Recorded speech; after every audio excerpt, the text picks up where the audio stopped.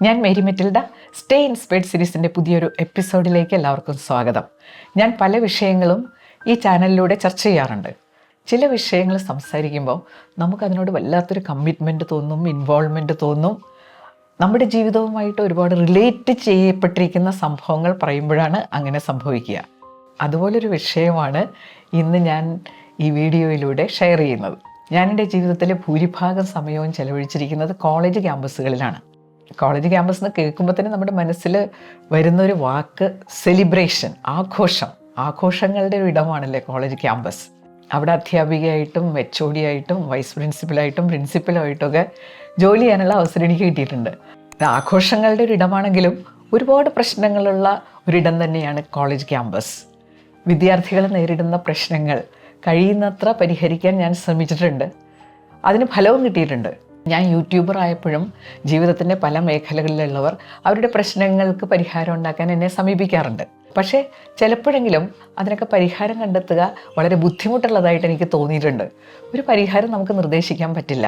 എൻ്റെ പ്രായമുള്ള ആളുകൾ, പ്രത്യേകിച്ച് സ്ത്രീകൾ, അവരുടെ ഒരു സങ്കടം എന്നോട് പലപ്പോഴും ഷെയർ ചെയ്യാറുണ്ട്. അവർക്ക് ചില കാര്യങ്ങളൊക്കെ ഇപ്പോൾ പഠിക്കണമെന്നുണ്ട്, ചെയ്യണമെന്നുണ്ട്, പക്ഷേ അതിനൊക്കെ പണച്ചെലവുണ്ട്. വീട്ടുകാരുടെ സഹായം ഇല്ലാതെ ചെയ്യാൻ പറ്റില്ല, കാരണം സാമ്പത്തിക വരുമാനമില്ല. വീട്ടുകാരോട് സംസാരിക്കുമ്പോൾ അവരതെല്ലാം വളരെ നിരുത്സാഹപ്പെടുത്തുന്നു. അതിൻ്റെ ഒന്നും ആവശ്യമില്ല എന്നും പറഞ്ഞ്. എന്ത് ചെയ്യും? എനിക്കാണെങ്കിൽ വലിയ ആഗ്രഹം. പലപ്പോഴും അതിനൊരു പരിഹാരം നമുക്ക് നിർദ്ദേശിക്കാൻ പറ്റില്ല. മക്കളോട് ചോദിക്കുക, ഭർത്താവിനോട് ചോദിക്കുക, ഇതൊക്കെയാണല്ലോ ചെയ്യാൻ പറ്റുന്ന കാര്യങ്ങൾ. പുറമേ പോയി ഇനി ഒരു ജോലി ചെയ്യാനുള്ള ഒരു അവസ്ഥ അതിപ്പോൾ ഇല്ലതാനും. വേറൊരു കൂട്ടരുണ്ട്, ചെറുപ്പക്കാരികളായ അമ്മമാർ. വളരെ ചെറുപ്പത്തിൽ വിവാഹിതരായി കൊച്ചുമക്കളുണ്ട്. അവർക്കിപ്പോൾ സ്ട്രോങ് ആയിട്ട് തോന്നുന്ന ഒരു കാര്യം, ജീവിതത്തിലൊരു സാമ്പത്തിക സ്വാതന്ത്ര്യമൊക്കെ വേണം. വീട്ടുകാർ അത്യാവശ്യം കാര്യങ്ങളൊക്കെ നടത്തിത്തരാൻ സഹായിക്കുമെന്നല്ലാതെ നമുക്ക് സ്വന്തമായിട്ട് ഒരു ഇഷ്ടം, ആഗ്രഹമൊക്കെ തോന്നിക്കഴിഞ്ഞാൽ അതിനുവേണ്ടി പണം മറ്റുള്ളവരോട് ആവശ്യപ്പെടുമ്പോൾ ഒരുപാട് ചോദ്യങ്ങൾക്ക് മറുപടി പറയേണ്ടതായിട്ട് വരുന്നു. അപ്പോൾ ഈ വിഷമങ്ങളെക്കുറിച്ചൊന്നും അവർ നേരത്തെ കാര്യമായിട്ട് ആലോചിച്ചിട്ടില്ല. ഇപ്പോഴാണ് അവരത് റിയലൈസ് ചെയ്യുന്നത്.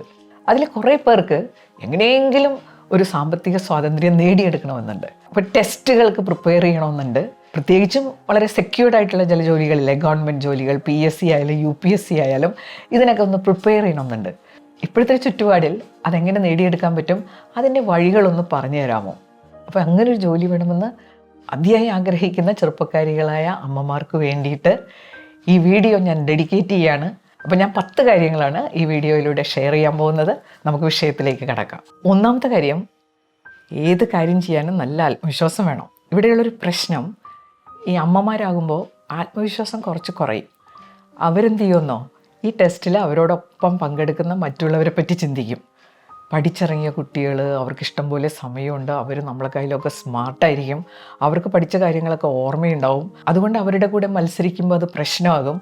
ഇങ്ങനെയുള്ള ചിന്തകളൊക്കെ ഉണ്ടാവും. ഈ ചിന്തകൾ ഒട്ടും ശരിയല്ല. കാരണം അവർക്കില്ലാത്ത ഏറ്റവും വലിയൊരു അഡ്വാൻറ്റേജ് ഈ അമ്മമാർക്കുണ്ട്. എന്താണെന്ന് പറയട്ടെ. ഇത് വേണം എന്നുള്ള ഒരു സ്ട്രോങ് ആയിട്ടുള്ള ആഗ്രഹം ഇവരുടെ മനസ്സിലുണ്ട്. ഇതില്ലാതെ പറ്റില്ല. ആ ഒരു തിരിച്ചറിവിലൂടെയാണ് ഇതിനുവേണ്ടി അവർ ശ്രമിച്ചുകൊണ്ടിരിക്കുന്നത്. സാമ്പത്തിക സ്വാതന്ത്ര്യം ജീവിതത്തിലെ വലിയൊരു ആവശ്യമായിട്ട് തിരിച്ചറിയുന്ന ഈ ഘട്ടത്തിൽ അതിനുവേണ്ടി ശ്രമിക്കുന്നതും അല്ലാതിരിക്കുന്ന ഒരു അവസരത്തിൽ ശ്രമിക്കുന്നതും തമ്മിൽ നല്ല വ്യത്യാസം ഉണ്ടാവും. നമ്മൾ സാധാരണ കേൾക്കുന്ന ഒരു കഥയുണ്ട്, പുലിയുടെയും മാനിൻ്റെയും കഥ. അപ്പോൾ പുലി ഈ മാനിനെ ഓടിച്ചിട്ടിട്ട് മാനിനെ കിട്ടുന്നില്ല. മാന് ഭയങ്കര സ്പീഡിൽ ഓടുകയാണ്. കുറേ കഴിഞ്ഞപ്പോൾ പുലി ക്ഷീണിച്ച് ഒരിടത്ത് ഇരിപ്പായി. എന്നിട്ട് പുലി മാനോട് ചോദിക്കുകയാണ്, മാനെ നിന്നെ എനിക്ക് കിട്ടുന്നില്ലല്ലോ, നിനക്ക് എങ്ങനെയാണ് ഇത്രയും സ്റ്റാമിന? അപ്പം മാൻ പുലിയോട് പറയുന്നൊരു കാര്യമുണ്ട്, അതെ, നീ എന്നെ ഓടിച്ചിടുന്നത് നിൻ്റെ ആഹാരത്തിന് വേണ്ടിയിട്ടാണ്, ഞാൻ ഓടുന്നത് എൻ്റെ ജീവന് വേണ്ടിയിട്ടാണ്. ആ ജീവന് വേണ്ടി ഓടുമ്പോൾ ഞാൻ വളരെ പവർഫുള്ളാവും, എനിക്ക് സ്റ്റാമിന ഉണ്ടാവും. അപ്പോൾ ഇതുപോലൊരു വ്യത്യാസം അവിടെയുണ്ട്. ഏറ്റവും അത്യാവശ്യമെന്ന് മനസ്സിലാക്കി വളരെ പ്രതികൂല സാഹചര്യങ്ങളിൽ ഇത് ചെയ്യാൻ തയ്യാറാകുന്നവർ വളരെ പവർഫുള്ളായിരിക്കും. അനാവശ്യമായ താരതമ്യമാണ് അവരെ പ്രശ്നത്തിലാക്കുന്നത്.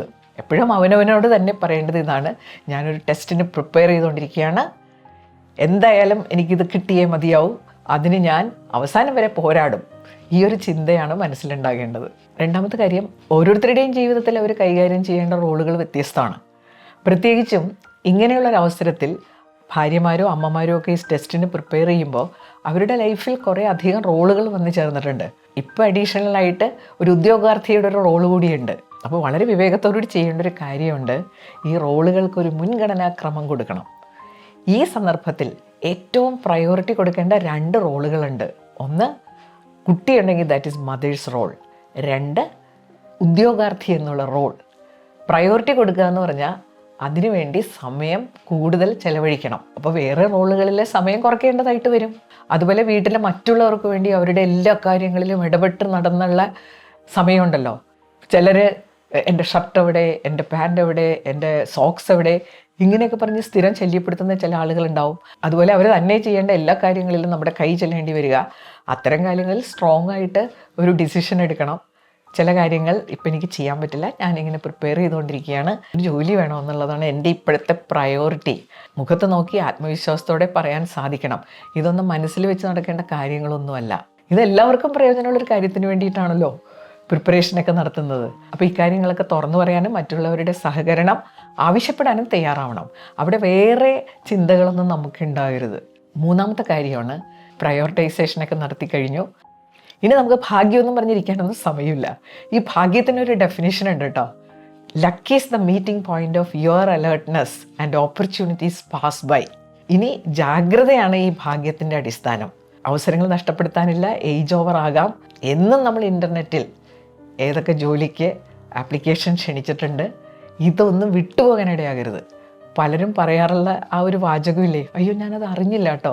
ഇനി പിന്നീട് അറിഞ്ഞ് അപ്ലൈ ചെയ്യാനുള്ളൊരു ചാൻസ് കുറവാണ്. അപ്പോൾ ഇത് മനസ്സിൽ ആഗ്രഹം ഉണ്ടെങ്കിൽ നോട്ടിഫിക്കേഷൻസ് എല്ലാം നോക്കണം. നോട്ടിഫിക്കേഷൻ വരുമ്പോൾ തന്നെ നമ്മൾ അപ്ലൈ ചെയ്യണം. അപ്ലൈ ചെയ്യുമ്പോഴും വളരെയധികം അലേർട്ടായിരിക്കണം.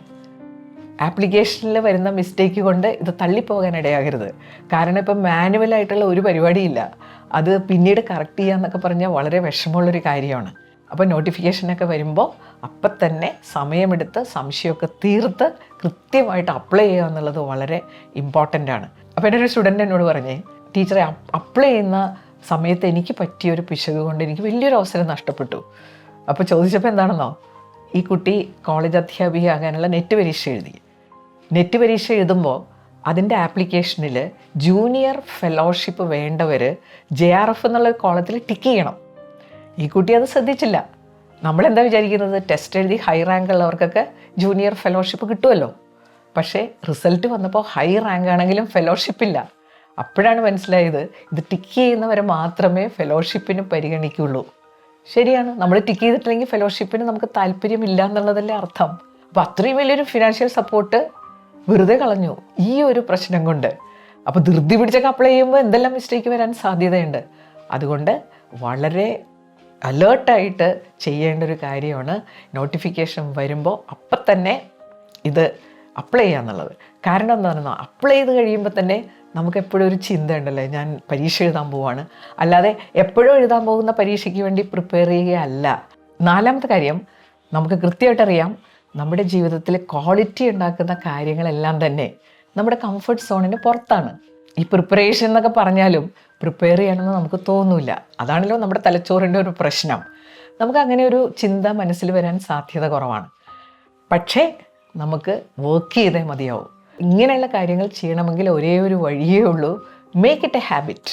ഇതുമായിട്ട് ബന്ധപ്പെട്ട കാര്യങ്ങൾ ചെയ്യുക എന്നുള്ളത് ഒരു ഹാബിറ്റാക്കി മാറ്റുക, അല്ലാതെ വേറെ വഴിയില്ല.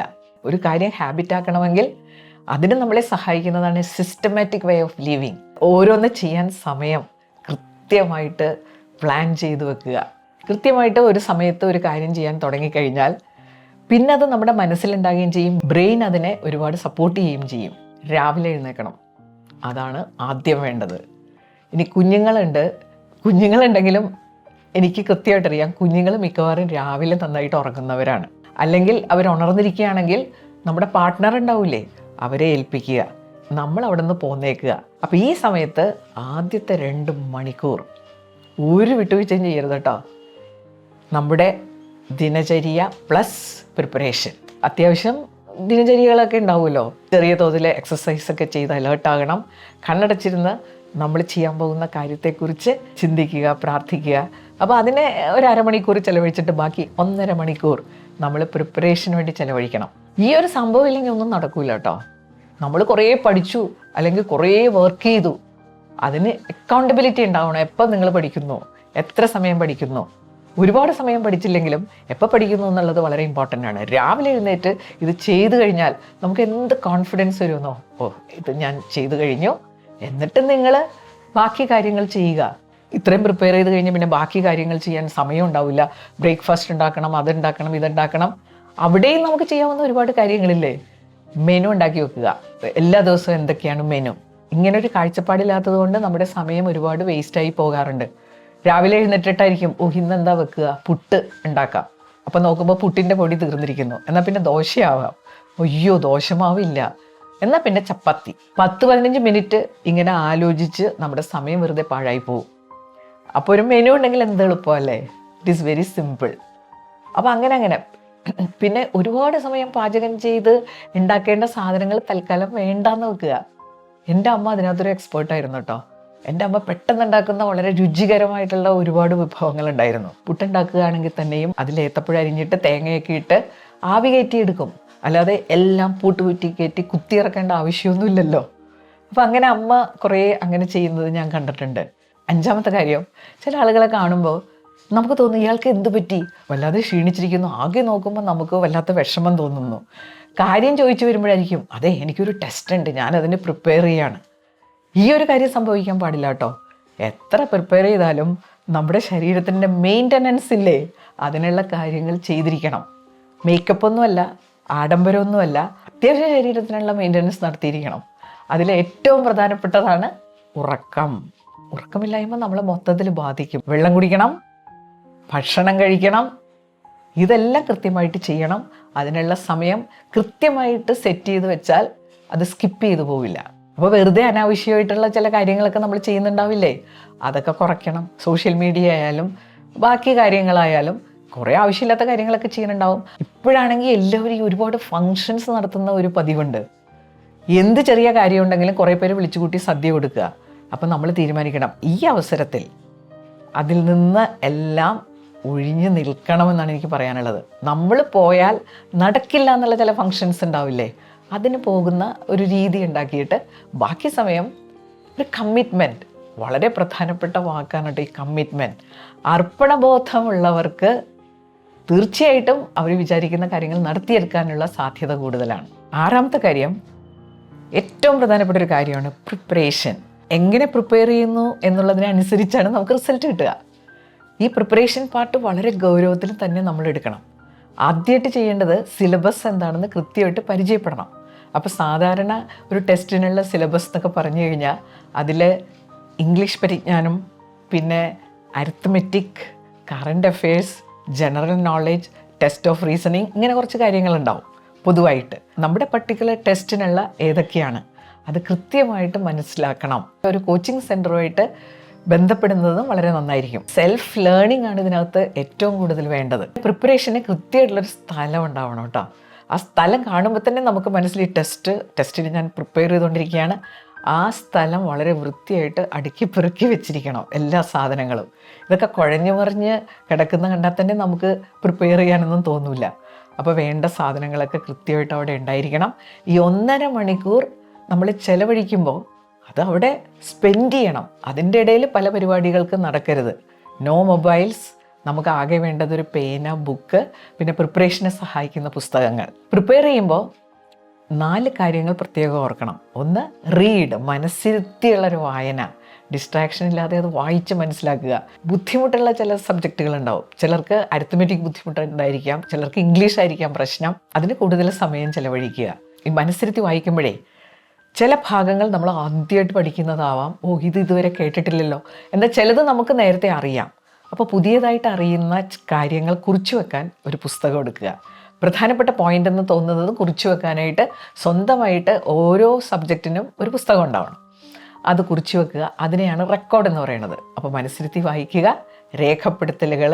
അപ്പോൾ രേഖപ്പെടുത്തുമ്പോൾ നല്ല കയ്യക്ഷരത്തിൽ ഭംഗിയായിട്ട് റെക്കോർഡ് ചെയ്ത് വെക്കണം കേട്ടോ. അല്ലെങ്കിൽ രസമാണ്, പിന്നെ വായിക്കുമ്പോൾ നമുക്ക് തന്നെ മനസ്സിലാവില്ല എന്താ എഴുതിയെന്ന്. ഒരു കാര്യം നിർബന്ധമായിട്ട് ചെയ്യണം.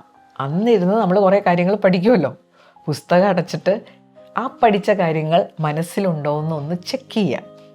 അത് വളരെ ഇമ്പോർട്ടൻ്റ് ആണ്. ടെസ്റ്റുമായിട്ട് ബന്ധപ്പെട്ട് ഏറ്റവും അധികം നമുക്ക് വേണ്ടതാണ് മെമ്മറി. ടെസ്റ്റ് എഴുതുന്ന സമയത്ത് മെമ്മറിയിൽ കാര്യങ്ങളില്ലെങ്കിൽ പിന്നെ അതുകൊണ്ടൊരു വിശേഷമില്ല.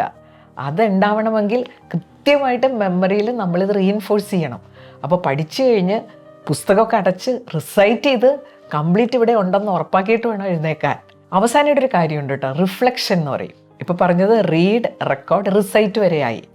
ഒരു കാര്യവും കൂടി നമ്മൾ അത്യാവശ്യമായിട്ട് ചെയ്യണം, അതിന് റിഫ്ലക്റ്റ് എന്ന് പറയും. ഇപ്പം നമ്മൾ മെമ്മറിയിലുണ്ടെന്ന് ഉറപ്പാക്കി.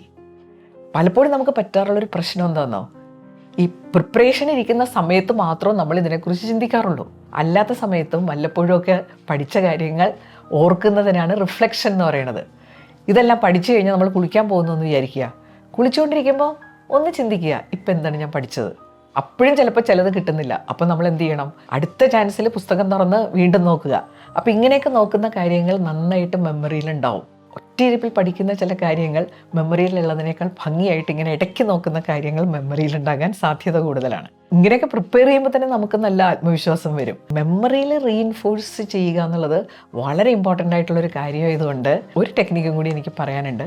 നമ്മൾ ഇന്ന് പഠിച്ചു കഴിഞ്ഞില്ലേ, നാളെ പഠിക്കാനിരിക്കുമ്പോൾ ഇന്ന് പഠിച്ച ആ പ്രധാനപ്പെട്ട പോയിൻറ്സും റെക്കോർഡ് ചെയ്ത് വെച്ച കാര്യങ്ങൾ ജസ്റ്റ് ഒന്ന് റിസൈറ്റ് ചെയ്യുക. അതിന് കുറച്ച് സമയം മതി, കാരണം ഇതെല്ലാം നമ്മൾ ഡീറ്റെയിൽഡായിട്ട് ചെയ്ത കാര്യങ്ങളാണ്. ജസ്റ്റ് ഒന്ന് അതിലൂടെ കടന്നു പോവുക. മൂന്നാമത്തെ ദിവസം ഇരിക്കുമ്പോൾ ഈ 2 ദിവസം പഠിച്ച കാര്യങ്ങൾ ജസ്റ്റ് ഒന്ന് മറിച്ച് നോക്കുക. കാരണം ഈ മെമ്മറിയെ സഹായിക്കുന്നത് റിപ്പീറ്റേഷനാണ്. എത്ര അറിയാവുന്ന കാര്യങ്ങളാണെങ്കിലും റിപ്പീറ്റ് ചെയ്തില്ലെങ്കിൽ മറന്നു പോകാനിടയുണ്ട്. ഇങ്ങനെയുള്ള ആളുകൾക്ക് സമയം കുറവാണെന്ന് പറയാറില്ലേ. റിഫ്ലക്റ്റ് ചെയ്യുകയാണെങ്കിൽ സമയക്കുറവ് ഫീൽ ചെയ്യില്ല. വീട്ടിലെ ചില ജോലികളൊക്കെ ചെയ്യുമ്പോൾ റിഫ്ലക്റ്റ് ചെയ്യാം നമുക്ക്, ഇന്ന് രാവിലെ എന്താ പഠിച്ചത്. അത് ഓർക്കുന്നതിന് ഒരു തടസ്സവും ഇല്ല. നമ്മുടെ അറ്റൻഷൻ ഡിവൈഡ് ചെയ്തിട്ട് ഒരു പോർഷൻ ജോലി ചെയ്യാൻ കൊടുക്കാം, ഒരു പോർഷൻ റിഫ്ലക്റ്റ് ചെയ്യാനും നമുക്ക് ഉപയോഗിക്കാം. അങ്ങനെയുള്ള ജോലികളാണല്ലോ മിക്കവാറും വീട്ടുജോലികൾ. 7ാമത്തെ കാര്യം, ഇങ്ങനെയുള്ള സന്ദർഭത്തിൽ ഒരു വലിയ വില്ലൻ കടന്നു വരാം, പ്രൊക്രാസ്റ്റിനേഷൻ. ജീവിതകാലം മുഴുവൻ അതിൻ്റെ ദുരന്തങ്ങൾ അനുഭവിക്കുന്നവരാണ് നമ്മൾ. എന്നാലും എത്ര വലിയ കാര്യങ്ങളാണെങ്കിലും നമ്മൾ തീരുമാനിക്കും അല്ലേ, ഇപ്പം വേണ്ട പിന്നീടാകാം. പതിവായി കാരണങ്ങൾ കൂടാതെ മാറ്റിവെക്കുന്നൊരു ശീലം നമുക്കുണ്ടാകാം. പ്രൊക്രാസ്റ്റിനേഷൻ്റെ അടിസ്ഥാനപരമായിട്ടുള്ള ചിന്ത നോട്ട് നൗ ബട്ട് ലേറ്റർ. പക്ഷേ ഇവിടെ വിട്ടുവീഴ്ചയില്ലാത്തൊരു യുദ്ധം പ്രഖ്യാപിക്കണം കേട്ടോ. ഡു ഇറ്റ് നൗ, വേറൊരു വഴിയില്ല. പ്രൊക്രാസ്റ്റിനേഷന് പല കാരണങ്ങളുണ്ടാവാം. ചിലപ്പോൾ അസുഖങ്ങളാവാം. കഴിയുന്നത് ഞാൻ പറഞ്ഞില്ലേ, മെയിൻ്റനൻസ് ആക്ടിവിറ്റീസ് നന്നായിട്ട് ചെയ്ത് ഹെൽത്തൊക്കെ സൂക്ഷിക്കണം. അല്ലെങ്കിൽ ചെറിയ ചെറിയ ശല്യങ്ങൾ കൊണ്ട് പ്രൊക്രാസ്റ്റിനേഷൻ നടത്തേണ്ടതായിട്ട് വരും. പിന്നെ വേറെന്നുള്ളത് നമ്മുടെ ഒരു മൂഡ് വേരിയേഷനാണ്. ചിലർക്ക് രാവിലെ എഴുന്നേൽക്കുമ്പോൾ ഒരു മൂഡില്ല, പഠിക്കാൻ തോന്നുന്നില്ല. അത് വളരെ കെയർഫുള്ളാവണം. നമ്മൾ നല്ല എനർജിയിൽ നല്ല മൂഡോടുകൂടി തന്നെ എഴുന്നേറ്റ് വരണം. അതിനാണ് നന്നായിട്ട് ഉറങ്ങാൻ പറഞ്ഞത്. അതുമാത്രമല്ല, രാവിലെ എഴുന്നേൽക്കുമ്പോൾ നമ്മുടെ ആദ്യത്തെ ചിന്ത, ആദ്യം ചെയ്യുന്ന കാര്യങ്ങൾ നമ്മളെ ഒരു എനർജി മൂഡിലേക്ക് കൊണ്ടുവരണം. എൻ്റെ മ്യൂസിക് ടീച്ചർ, ഞാൻ ചെന്നൈയിലുള്ള ലത ഹെൻറി എന്ന മ്യൂസിക് ടീച്ചറിൻ്റെ അടുത്ത് ഓൺലൈനായിട്ട് പാട്ട് പഠിക്കുന്നുണ്ട്. അപ്പോൾ ടീച്ചർ ഈയിടെ പഠിപ്പിച്ചൊരു പാട്ടുണ്ട് കേട്ടോ. ഞാൻ രാവിലെ എഴുന്നേറ്റ് ഇപ്പോൾ അത് പാടും. അത് പാടുമ്പോൾ വല്ലാത്തൊരു പോസിറ്റിവിറ്റിയാണ് കേട്ടോ. ഒരു വളരെ താങ്ക്ഫുള്ളായിട്ട് നമ്മൾ പാടുന്ന വരികളാണ്. പ്രഭാതത്തിലെന്നെ സമർപ്പിച്ചു നാഥ, വാഴ്ത്തുന്നു ഞാനും ദിവ്യാപദാനം. ഇതായിന്നു നിന്റെ ദയാധിക്യമല്ലോ, ഉണർത്തുന്നതെന്നെ അനുഗ്രഹിച്ചാലും, ഉണർത്തുന്നതെന്നെ അനുഗ്രഹിച്ചാലും. ഇതങ്ങോട്ട് പാടിക്കഴിയുമ്പോൾ നല്ല എനർജിയാണ് കേട്ടോ. ആ എക്സ്ക്യൂസും ഈ എക്സ്ക്യൂസും പറഞ്ഞ് മൂഡ് വേരിയേഷനുള്ള ഒരു ചാൻസ് നമുക്കില്ല. കുറച്ച് ശ്രദ്ധിച്ചാൽ നമുക്കത് ഓക്കെ ആക്കാം. 8ാമത്തെ കാര്യം, ഹാപ്പിനെസ് ആണ് നമ്മുടെ എനർജിയുടെ പ്രൊഡക്ടിവിറ്റിയുടെ അടിസ്ഥാനം. അപ്പോൾ നമ്മുടെ എൻവയൺമെൻറ്റ് എപ്പോഴും ഹാപ്പി ആയിട്ടിരിക്കാൻ ശ്രദ്ധിക്കുക. നമ്മുടെ സംസാരം കൊണ്ടും പ്രവൃത്തി കൊണ്ടും ഒരു സന്തോഷക്കുറവ് ഉണ്ടാക്കാതിരിക്കുക. നമുക്ക് സിസ്റ്റമാറ്റിക് വേയിൽ പ്രിപ്പയർ ചെയ്യുന്നൊരു ശീലമില്ലെങ്കിൽ അവസാന സമയമൊക്കെ ആകുമ്പോൾ നമ്മൾ വളരെ സ്ട്രെസ്ഡ് ആവും. കുട്ടികളോട് ദേഷ്യം വരും, ക്ഷമയില്ലാണ്ടാകും. അപ്പം ഇതിന് അവസരം കൊടുക്കാതെ ആദ്യം തുടങ്ങി സിസ്റ്റമാറ്റിക്കായിട്ട് തന്നെ മുന്നോട്ട് പോവുക. എപ്പോഴും സംസാരിക്കുമ്പോഴും പെരുമാറുമ്പോഴും ദേഷ്യഭാവമൊക്കെ ഒന്ന് മാറ്റിവെക്കുക. 9, ഇനിയാണ് നമുക്ക് വലിയ പ്രശ്നം ഉണ്ടാക്കുന്ന ഒരു കാര്യം. ചുറ്റുപാടുനിന്നും ഒരുപാട് നെഗറ്റീവ് വാക്കുകൾ വരും. അത് ഉറപ്പാണ്. ഇതിൻ്റെ വല്ല ആവശ്യമുണ്ടോ? ഇതുകൊണ്ട് ബുദ്ധിമുട്ട് ചിലർക്ക് അനുഭവപ്പെട്ടേക്കാം. കാരണം നമ്മൾ ഇത്രയും കാലം ചെയ്തിരുന്ന ചില കാര്യങ്ങളിൽ നിന്ന് നമ്മൾ വിട്ടു നിൽക്കും. അപ്പോൾ അത് മറ്റുള്ളവർക്ക് ചെയ്യേണ്ടതായിട്ട് വരും. അവർക്ക് അസ്വസ്ഥതയുണ്ടാവും.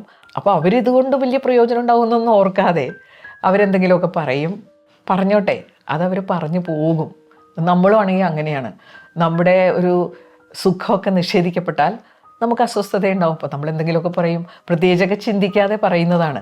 അതങ്ങോട്ട് വിട്ട് കളയലാണ് ആദ്യം ചെയ്യേണ്ടത്. അതിന് സമാധാനമൊന്നും പറയാൻ പോകരുത്. അതിൽ പല കാര്യങ്ങളുണ്ടാവും. ചിലപ്പോൾ അസൂയ ഉണ്ടാകാം, എന്താണെന്ന് നമുക്കറിയില്ല. അത് നമ്മുടെ ആവശ്യമല്ലേ, അത്രയും ആവശ്യം മറ്റുള്ളവർക്ക് ഫീൽ ചെയ്യണമെന്നില്ല. അതുകൊണ്ടത് ക്ഷമിച്ചിട്ട് വിട്ടുകളയുക. ഒരു കാര്യം ഉറപ്പാക്കണം കേട്ടോ, ഇങ്ങനെയുള്ള കാര്യങ്ങളിൽ നമ്മൾ വളരെ പോസിറ്റീവായിട്ട് സപ്പോർട്ട് ചെയ്യലൊന്നും ഒരിക്കലും പ്രതീക്ഷിക്കരുത്. ഒന്നാമത്തെ, മറ്റുള്ളവർക്ക് അതിന് സമയമില്ല. ഞാനിപ്പോൾ യൂട്യൂബറായത് എൻ്റെ ഇനീഷ്യേറ്റീവ് തന്നെയാണ് അതിന് പ്രധാനം. ടെക്നിക്കൽ കാര്യങ്ങളിൽ എൻ്റെ മകനും മരുമകളും ഒക്കെ നന്നായിട്ട് സപ്പോർട്ട് ചെയ്യുന്നുണ്ട്. പക്ഷേ എൻ്റെ ഒരു ഇനീഷ്യേറ്റീവ് ഉണ്ടെങ്കിൽ ഇതെല്ലാം നടക്കൂ. പിന്നെ ഒരു കാര്യം ഞാൻ ശ്രദ്ധിച്ചിട്ടുണ്ട്, അങ്ങനെ യൂട്യൂബൊക്കെ സക്സസ്ഫുള്ളായപ്പോൾ they feel proud of me. എൻ്റെ ഭർത്താവാണെങ്കിലും എൻ്റെ യൂട്യൂബ് വീഡിയോസൊക്കെ ഷെയർ ചെയ്ത് കൊടുക്കാറുണ്ട്. അവരൊക്കെ ഭർത്താവിനെ വിളിക്കുന്നു, എന്നെ അഭിനന്ദിക്കുമ്പോൾ അദ്ദേഹം സന്തോഷിക്കുന്നു. പക്ഷേ ഇതെല്ലാം ഒരു ലേറ്റർ സ്റ്റേജിൽ സംഭവിക്കുന്ന കാര്യങ്ങളാണ്. നമ്മൾ ഈ സാമ്പത്തിക സ്വാതന്ത്ര്യമൊക്കെ നേടിക്കഴിയില്ലേ, കുടുംബത്തിൻ്റെ ലെവലൊക്കെ മാറും, നമ്മുടെ ലെവൽ മാറും. അപ്പോഴേ തിരിച്ചറിവുണ്ടാവുള്ളൂ. 10ാമത്തെ കാര്യം, നമ്മുടെ മനസ്സിൽ നിന്ന് അകറ്റി നിർത്തേണ്ട ഒരു ചിന്തയുണ്ട് കേട്ടോ, ഫിയർ ഓഫ് ഫെയിലിയർ. നമ്മളൊരു കാര്യത്തിന് ഇറങ്ങി പുറപ്പെടുമ്പോൾ സക്സസ് ഓർ ഫെയിലിയർ അതിൻ്റെ പാർട്ടാണ്. ഇങ്ങനൊരു ടെസ്റ്റിനൊക്കെ പ്രിപ്പയർ ചെയ്ത് തോൽക്കുന്നത് തന്നെയാണ് ഇതിനു വേണ്ടി ശ്രമിക്കാതിരിക്കുന്നതിനേക്കാൾ നല്ലത്. പിന്നെ ഒരു കാര്യമുണ്ട്, ഒരു തവണ പരീക്ഷ എഴുതി നമുക്കത് കിട്ടിയില്ല, പക്ഷേ നമ്മൾ പഠിച്ച കാര്യങ്ങൾ നമ്മുടെ കൂടെ തന്നെ ഉണ്ടാവും.